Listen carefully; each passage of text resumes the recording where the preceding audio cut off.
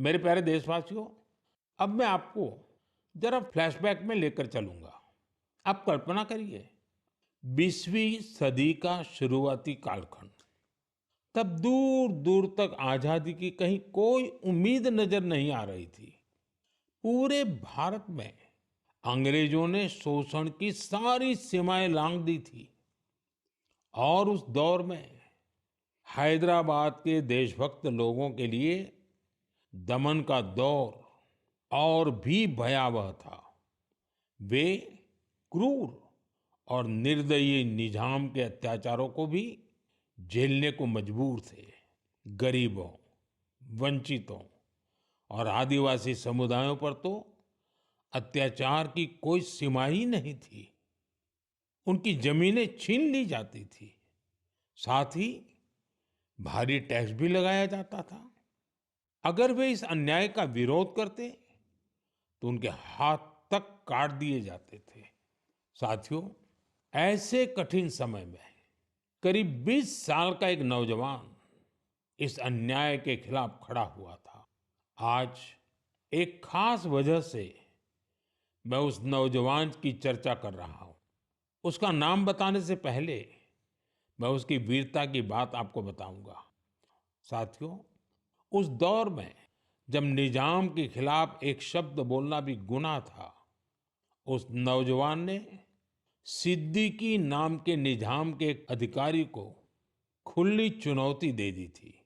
निजाम ने सिद्दीकी को किसानों की फसलें जब्त करने के लिए भेजा था, लेकिन अत्याचार के खिलाफ इस संघर्ष में उस नौजवान ने सिद्दीकी को मौत के घाट उतार दिया। वो गिरफ्तारी से बच निकलने में भी कामयाब रहा। निजाम की अत्याचारी पुलिस से बचते हुए वो नौजवान वहां से सैकड़ों किलोमीटर दूर असम जा पहुंचा।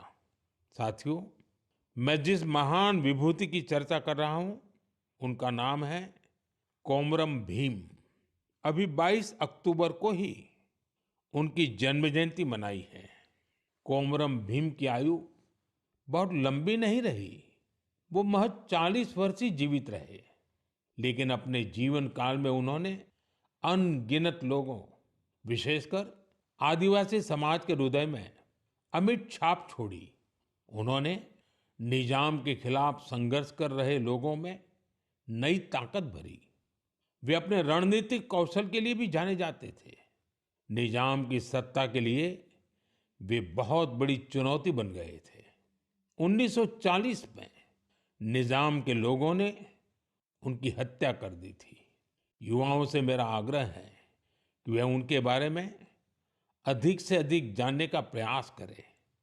कोमरम भीम की ना विनम्र निवाली आयन प्रजल हृदयालो एप्पटिकी निलीची वंटारू। साथियों, अगले महीने की 15 तारीख को हम जनजातीय गौरव दिवस मनाएंगे। यह भगवान बिरसा मुंडा जी की जयंती का सुअवसर है। मैं भगवान बिरसा मुंडा जी को श्रद्धापूर्वक नमन करता हूं। देश की आजादी के लिए, आदिवासी समुदाय के अधिकारों के लिए उन्होंने जो काम किया वो अतुलनीय है।